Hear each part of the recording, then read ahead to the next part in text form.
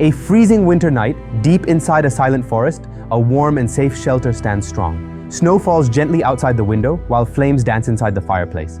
This is not just a wooden house, this is a place of peace. But turning this dream into reality was anything but easy. 6 months ago, this place was nothing more than wild weeds and scattered stones, an untouched forest completely alone, no electricity, no outside help, just a long battle with nature.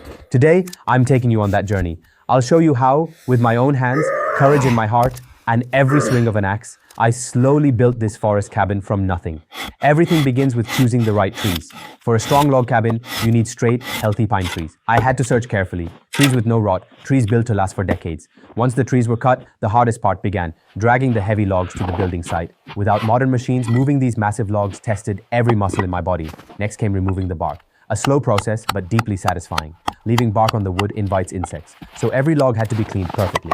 After cleaning, the logs were laid out under the sun to dry. During this time, I focused on leveling the ground. The foundation is the soul of a cabin. Instead of cement, I used large natural stones. They protect the wood from ground moisture and give the cabin a raw, natural look. The true beauty of a log cabin lies in its corners. I used the saddle notch technique, a curved cut that locks each log tightly into the next. The moment the first log is placed is always special. It's not just wood, it's the first step of a dream. Log by log, the walls began to rise. Between each log, I placed sheep's wool as natural insulation. It keeps the cabin warm during harsh winters. The walls grew taller. The work was exhausting, but every time I looked back, I saw my small shelter rising proudly from the forest floor. Cutting spaces for doors and windows required extreme precision.